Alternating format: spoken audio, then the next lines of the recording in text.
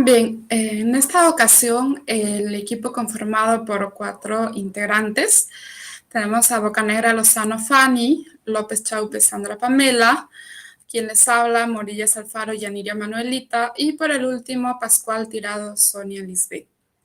Somos estudiantes de la Facultad de Educación y Ciencias de la Comunicación, Mención Lengua y Literatura de la Universidad Nacional de Trujillo del siglo cuarto.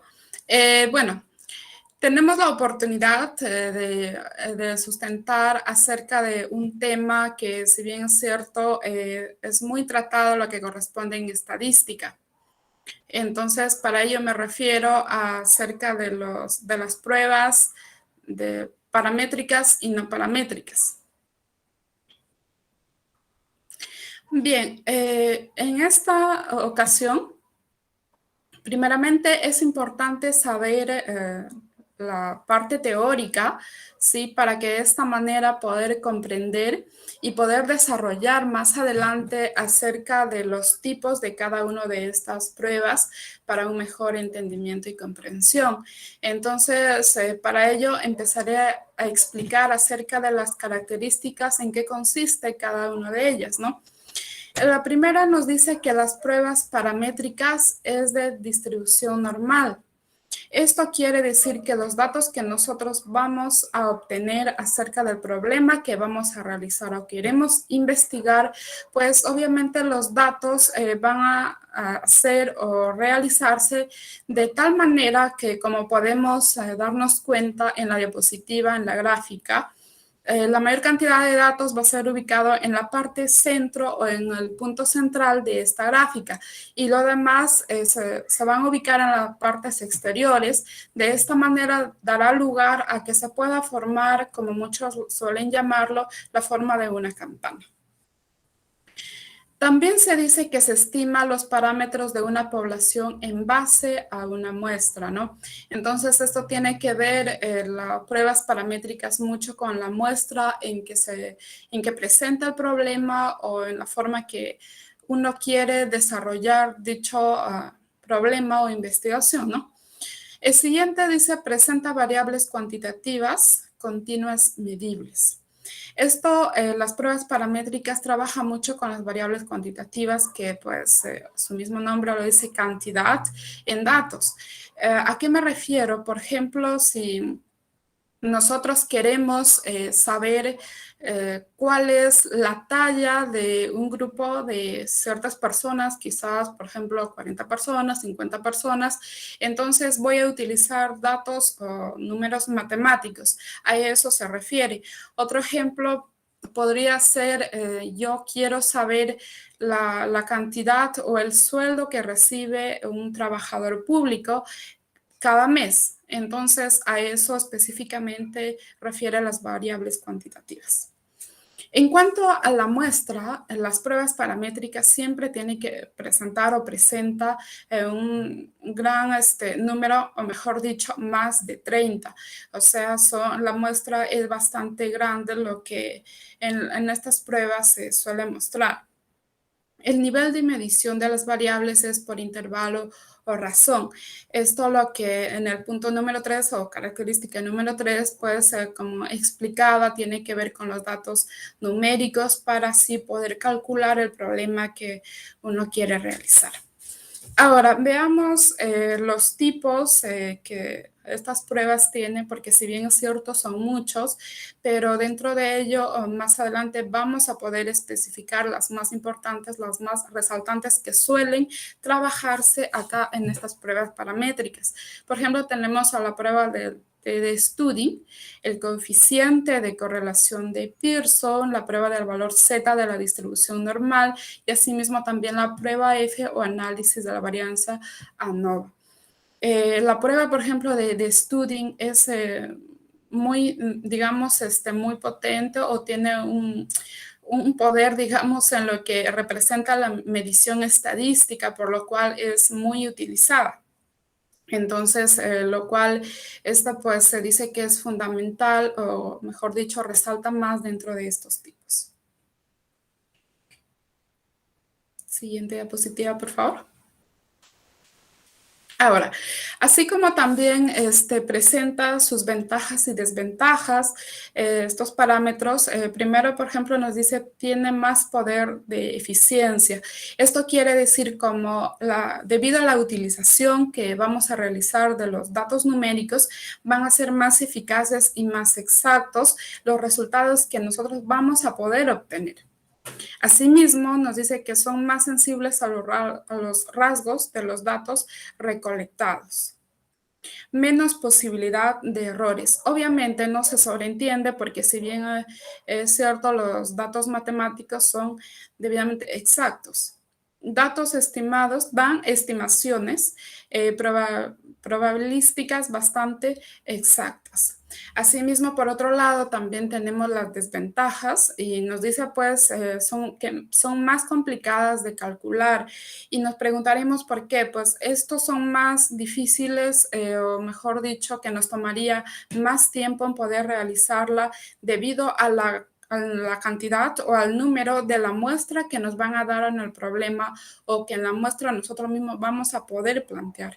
Es por eso que esto sí que realmente nos va a tomar un poco más de tiempo para poder realizarlas. Limitaciones en los tipos de datos que se pueden evaluar, ¿no? Acá sí vamos a tener, por llamarlo así, la dificultad en cuanto a los datos, quizá la verificación y para, en este caso, poder tener los resultados requeridos. Ahora pasamos a las pruebas no paramétricas. Dentro de ello tenemos como características importantes, nos dice que nos va a permitir analizar datos en escala nominal u ordinal, ¿no? Entonces es muy diferente a las pruebas, obviamente, paramétricas, porque esto, ¿en dónde lo vamos a encontrar estos problemas o cómo lo vamos a plantear? Un ejemplo bien claro es, por ejemplo, si yo deseo saber... elijo, por ejemplo, 20 personas o 10 personas, yo quisiera saber de esas personas el color tal vez de ojos que ellos tienen, el color de piel, de tal manera que yo voy a nombrar, ¿no? Nombrar entonces estas cualidades de ellos para así poder obtener ciertos resultados. Ahora, en cuanto a lo ordinal, esto tiene que ver con el problema de forma a escala, o mejor dicho, en el orden. Por ejemplo, yo quisiera saber acerca de un profesor quizá en el grado académico en que se encuentra. Entonces voy a especificar, empezaré, por ejemplo, bachiller, magíster, doctorado y así sucesivamente voy a ir escalando. Entonces a eso se refiere lo que se permite analizar acá en las pruebas paramétricas en escala nominal y asimismo también ordinal. Acá es utilizada para contrastar con la hipótesis. Acá vamos a verificar según el problema, pues nos planteen. Entonces, de esa manera nosotros vamos a poder llegar a una conclusión según lo que pues nos pide o nos dice una mención en la hipótesis, ¿no? Asimismo, también se utilizan datos independientes. Una característica bien resaltante es que podemos notar, a diferencia de las pruebas paramétricas, donde decíamos que la muestra es mayor que 30, pero acá, como podemos darnos cuenta, es que siempre va a ser menor que 30, van a ser muestras pequeñas, ¿no? Entonces, para así nosotros poder realizarlo, este tipo de problemas o investigaciones. Y asimismo también cuenta con ciertos tipos. Por ejemplo, tenemos a la prueba de chi cuadrado, a la prueba de Whitney, prueba de Crustal-Wallis, prueba de Friedman y también el coeficiente de correlación de Spearman.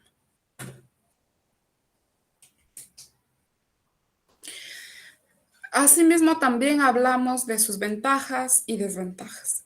Acá, en primer lugar, en la ventaja se dice que se pueden aplicar siempre, ya que tienen pocos supuestos o pocos parámetros, ¿no? Entonces van a facilitar un poco más para poder realizarlos. Otro dice que son fáciles y rápidos de aplicar. Es decir, debido a la cantidad de la muestra que nosotros vamos a tener un menor número, entonces nos va a facilitar para así poder elaborarlo de manera rápida. No nos va a complicar como anteriormente en las pruebas paramétricas. Sí es un poquito amplio, lo cual en este caso son bastante los datos que vamos a obtener, las medidas que uno va a obtener. Entonces sí es un poco más, más amplio el proceso, pero en este caso es muy diferente, que son fáciles y eficaces para poder realizarlo, ¿no? Asimismo, también permite ahorrar tiempo y dinero. Pues se sobreentiende, ¿no? Que debido a la cantidad de datos que nosotros vamos a obtener, entonces nos va a facilitarlo en realizarlo en el menor tiempo posible. Y por otro lado, también tenemos las desventajas, pues existe, dice, una pérdida de información al trabajar con rangos y no con toda la muestra. Acá, pues en este caso, vamos a tener una dificultad en la pérdida quizás de la información o de toda la muestra según nos den, o sea, según nos den el problema, o quizá nosotros tenemos que elaborar, entonces vamos a tener esa dificultad. Ahora, nos dice que son menos potentes que las pruebas paramétricas, ¿no? Entonces hay mucha diferencia con las demás pruebas que son las paramétricas, porque si bien es cierto, son más sencillas de trabajarlo. Y por el último, se pueden calcular intervalos de confianza de forma directa, ¿no? Entonces, como podemos darnos cuenta, es muy importante saber acerca de tener una noción, una información acerca de qué vienen a ser los parámetros, las pruebas paramétricas y no paramétricas. Ahora, entonces, ya pasaremos a especificar los tipos tanto de las pruebas paramétricas como no paramétricas. Entonces, dentro de ello vamos a especificar, ejemplificar, inclusive para así poder entender cómo realizarlo, cómo aplicarlo en lo que es, en este caso, en la estadística, en la investigación, ¿no? Y pues para ello daré pase a mi siguiente compañera, lo cual está encargada de explicar los tipos de cada uno de ellos. Muchas gracias.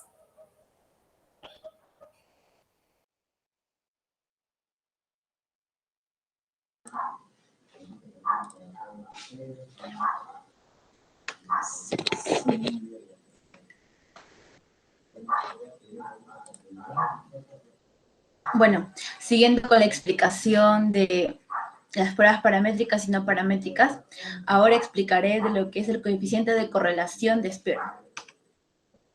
Bueno, el coeficiente de correlación de Spearman es una medida de correlación entre dos variables aleatorias. Esta es una prueba no paramétrica, pertenece a ellas, y se utiliza con la siguiente fórmula que está mostrándose aquí. Ahora, para poder entender mejor la fórmula, n es el número de puntos de datos de las variables, d o d y la i debajo, al cuadrado es la diferencia de rango del elemento de n. R es el coeficiente de correlación de Spearman. Para hacerlo un poco más entendible, lo haremos en un ejercicio. Por ejemplo, tenemos el siguiente ejercicio. Nos dice, la siguiente tabla muestra el rango u orden obtenido en la primera evaluación, X, y el rango opuesto obtenido en la segunda evaluación, que viene a ser Y, de 8 estudiantes universitarios en la asignatura de estadística. Ahora nos pide calcular el coeficiente de correlación de los rangos de Spearman. Como se sabe, el nivel educativo viene a ser X y el nivel de vocabulario viene a ser Y.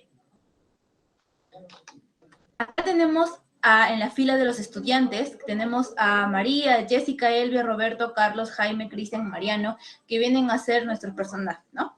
Tenemos también X y tenemos Y.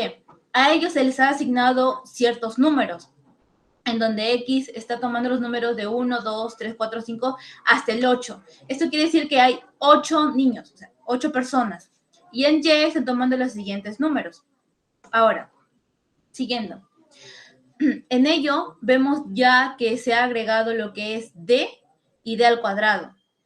Para nosotros poder sacar D, nos dice que D es igual a X menos Y. Se va a restar lo que viene a ser el X menos el Y.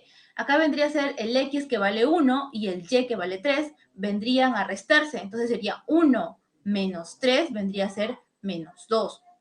Ahora, 2 menos 4 vendría a ser menos 2 y así sucesivamente iríamos sacando los resultados de cada uno de la parte de t. Ahora, d al cuadrado nos dice que es igual a x menos y al cuadrado. Ahora, como nos salió en d x menos y, que viene a ser, nos salió menos 2, este menos 2 lo vamos a elevar al cuadrado, que nos saldría 4. Y el siguiente menos 2 nos va a salir 4. Ahora, 2 al cuadrado obviamente es 4 positivo igual. Y así sucesivamente seguimos sacando los demás resultados con los demás estudiantes.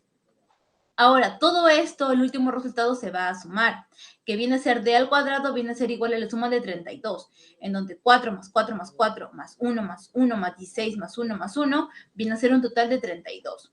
Todo ello lo vamos a aplicar en la fórmula, que viene a ser la fórmula de acá, la que nos viene a ser la fórmula de Spearman.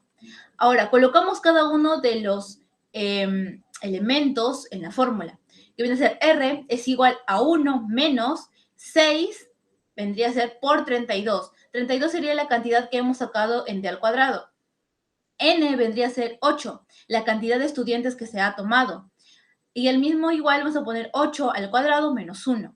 Entonces multiplicaríamos el 6 por el 32, que nos saldría 192, y el 8 por el 8 al cuadrado menos 1, que nos saldría 504. Agregamos el menos 1 que está adelante.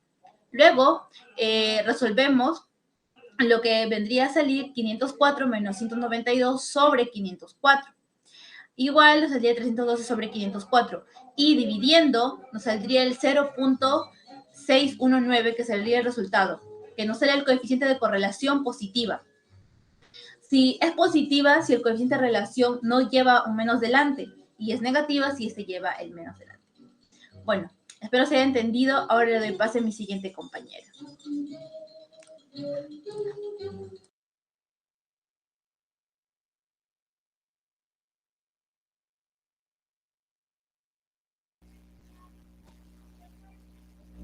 Bien, ahora toca hablar acerca de la teoría de T-Student, que fue creado por el estadístico William Coset en 1908 bajo el seudónimo de Student, mientras trabajaba en la cervecería de Guinness, Irlanda. Esta teoría está diseñada para probar hipótesis en estudios con muestras pequeñas menores a 30.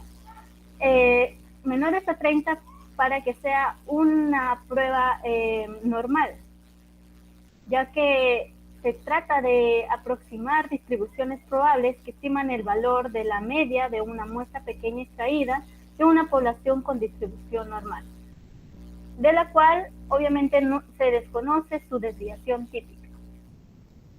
Como características generales tenemos la siguiente. Bien, nos permite comparar grupos, por ejemplo, si deseamos evaluar la opinión de consumo de Panetón Gloria y Panetón Torino. También nos indica el número de variables independientes que analicemos.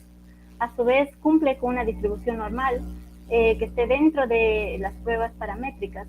El tamaño de la muestra es inferior a 30 elementos, es decir, la cantidad es menor de 30. Cuando se desconoce la desviación típica o estándar de una población, la cual se estima a partir de las observaciones de la muestra. La fórmula general de la teoría es la siguiente.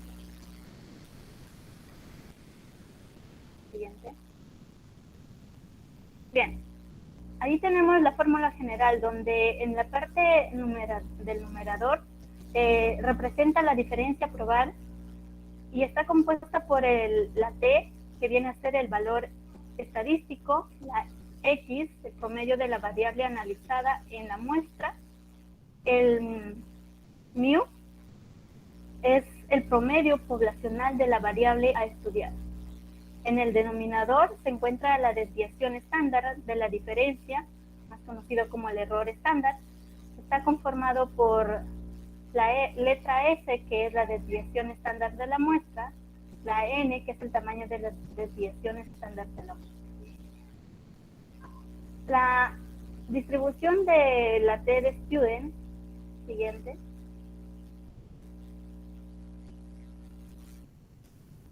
es una distribución de probabilidad que estima el valor de la medida de una muestra pequeña extraída de una población típica.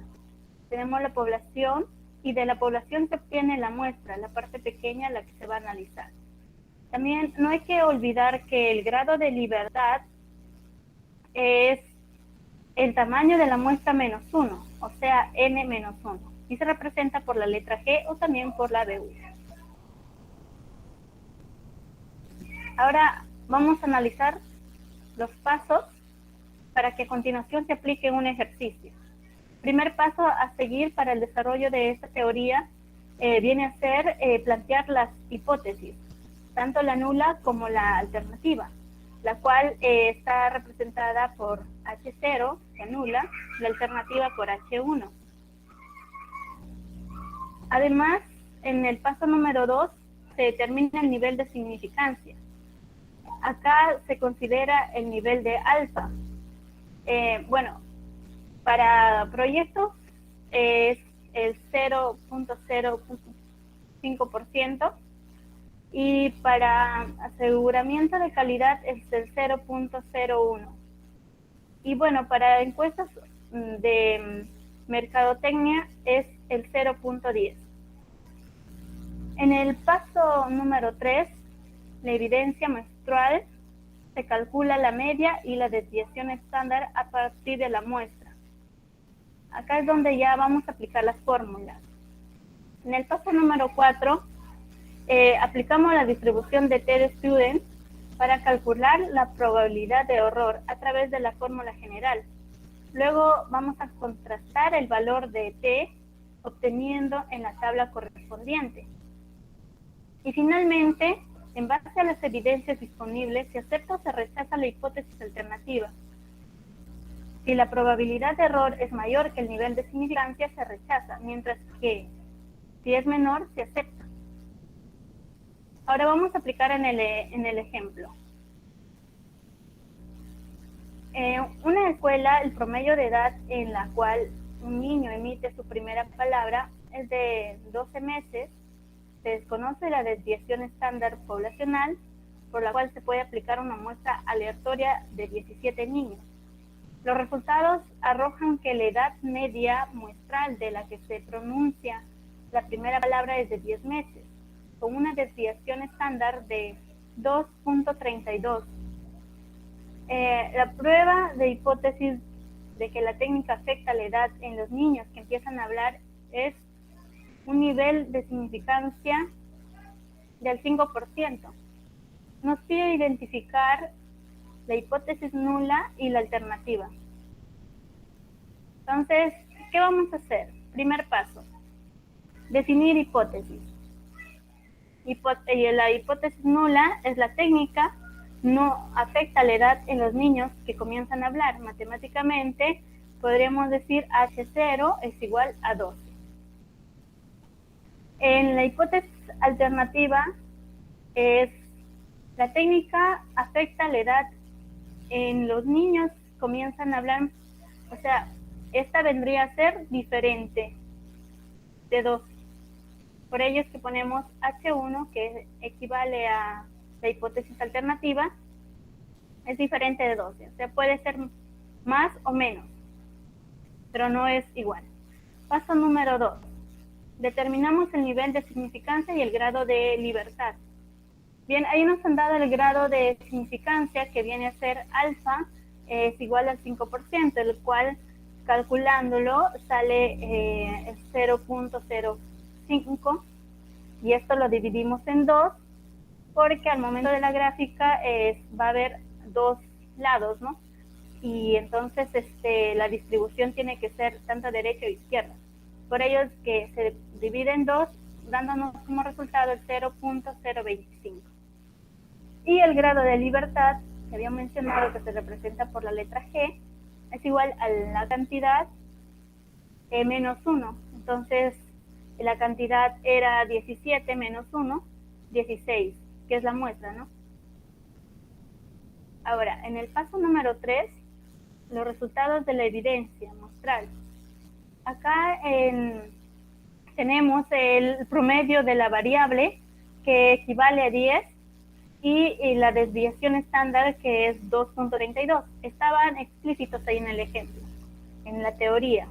Entonces, de ahí nomás se toman los datos para aplicar en la fórmula que viene a ser en el paso número 4.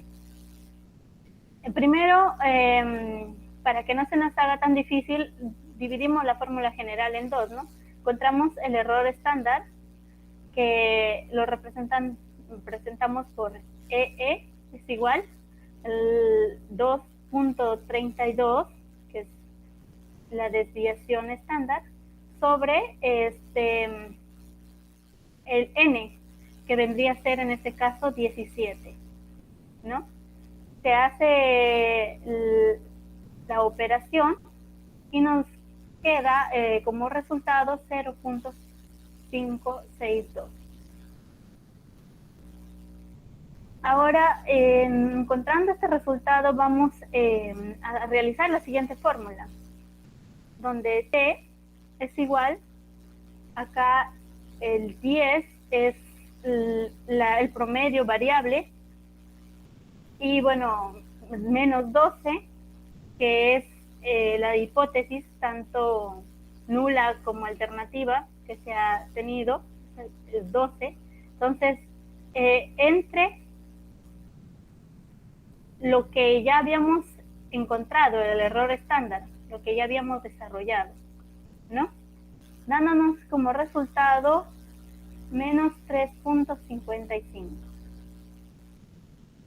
Bien, estos resultados ahora lo vamos a llevar a la tabla, a encontrar lo que vendría a ser el resultado en la gráfica. ¿Cómo lo encontramos en la gráfica? Vamos a tomar el grado de libertad, que viene a ser 16, que está ahí representado por la GL en la tabla, la primera barra de números. Entonces ahí tenemos 16. Buscamos hasta dónde dice 16, ¿no? Porque nuestro grado de libertad es 16. Posteriormente, el nivel de significancia es de 0.25. Entonces, de la parte 16 vamos horizontalmente hasta la parte donde dice 0.025. Y donde se da el encuentro, ese punto de encuentro formamos del 16, vamos, por decirlo así, en vertical, y encontramos la otra cantidad del 0.25, y donde se intersecta nos da 2.120. Entonces, eso es el resultado de nuestra tabla, para posteriormente poder interpretarlo. Entonces, en los resultados del nivel de significancia alfa y el grado de libertad para los dos extremos, nos da el resultado de 2.120.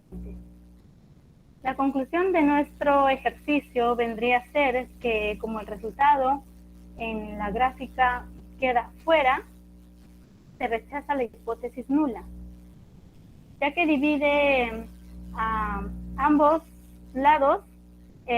Nos damos cuenta, la hipótesis nula viene a ser el centro, ¿no? El centro, ahí en la gráfica podemos ver el centro.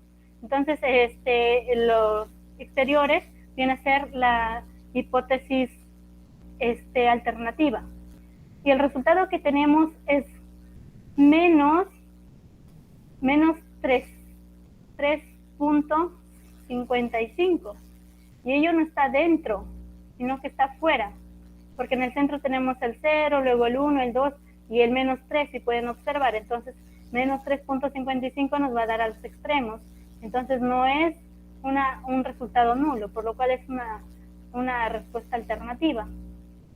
Además, el valor correspondiente, o sea, el 3.5, si lo buscamos en la curva normal de las probabilidades, el resultado es de 0.001, el cual está debajo del nivel de significancia, que en este caso es 0.05. Bien, ahora doy pase a la siguiente compañera.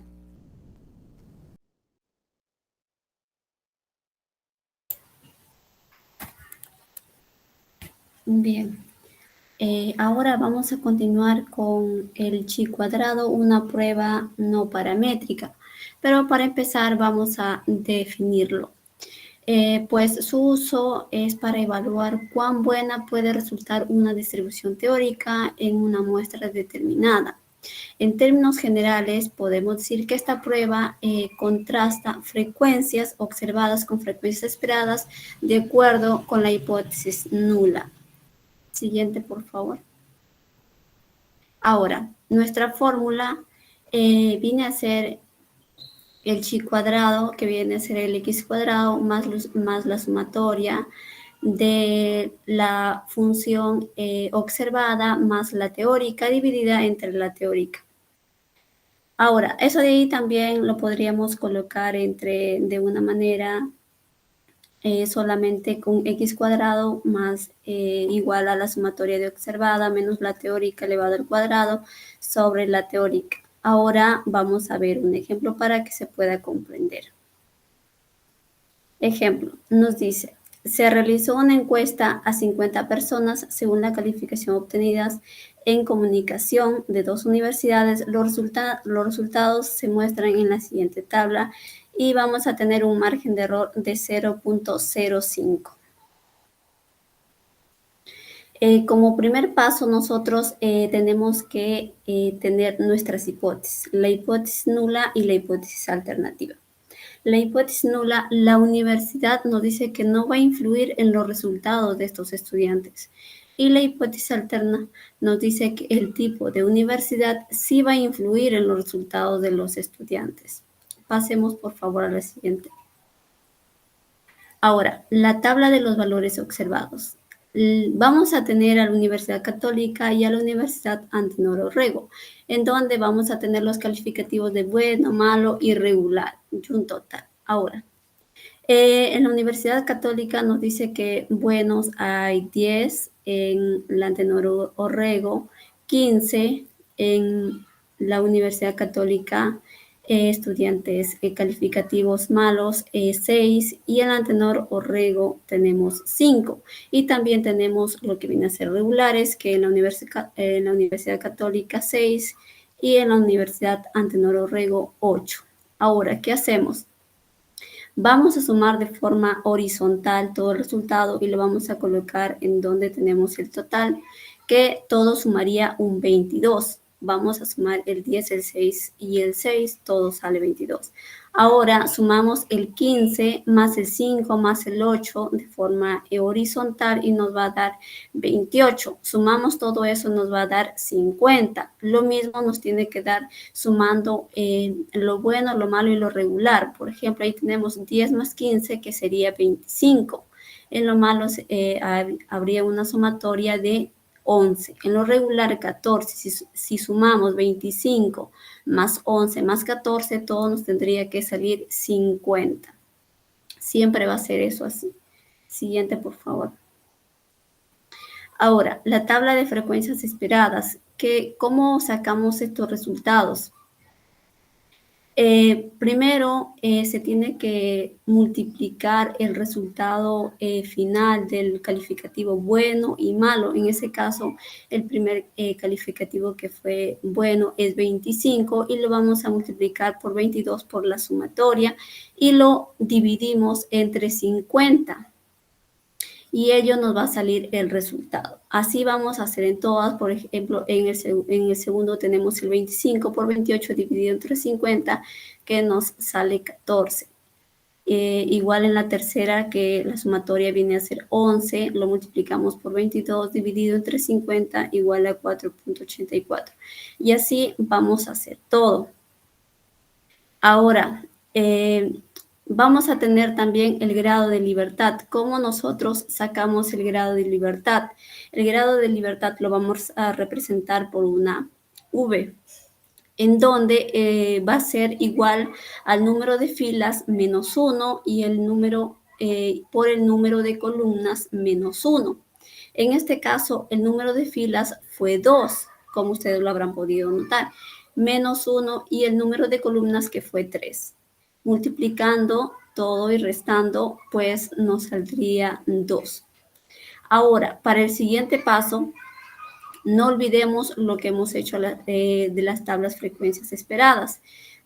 Como ahí tenemos la fórmula, pues el x cuadrado va a ser igual a la frecuencia observada más la frecuencia teórica. En ese caso, en el caso anterior, tuvimos el 10 que lo vamos a restar, entre 11, todo elevado al cuadrado, y dividido entre 11. Y así vamos a hacer todos y sumándolo, ¿no? En el segundo caso tenemos 6 menos 4.84 elevado al cuadrado y dividido entre 4.84. Más el 6 menos 6.16 elevado al cuadrado dividido igual entre 6.16. Todo eso nosotros vamos a hacer la suma, restamos, dividimos y todo nos va a salir 6.0.67. Pasamos a la siguiente, por favor. Ahora, tenemos la tabla del chi cuadrado, en donde nosotros vamos a buscar el resultado. Esto, pues, nos va a servir con el valor de libertad, en donde vamos a tener que nos salió 2 en ese caso, y el margen de error es 0.5. Buscamos de forma horizontal y vertical en donde se cruzan y pues vamos a encontrar un resultado de 5,99.15. Pasamos, por favor. Ahora, como el grado de libertad fue 2 y el margen de error un 0.5, el x cuadrado, pues tenemos el chi cuadrado, tenemos que es 5.99.15 y el x cuadrado calculado que tuvimos fue 0.67. Por lo tanto, nos dice que si el x cuadrado calculado es mayor que el x cuadrado de la tabla, la hipótesis nula se va a rechazar. Y si el x calculado es menor que el x de la tabla, la hipótesis alterna se va a rechazar. Entonces, en nuestro ejercicio tenemos que el 0.67, la hipótesis el x calculado es 0.67, es menor que el 5.99.15. Entonces, según la teoría que nos dice, en este caso nosotros vamos a rechazar la hipótesis alternativa y vamos a aceptar la hipótesis nula. Espero que se haya comprendido todo lo referente al chi cuadrado y lo demás de las compañeras. Muchas gracias.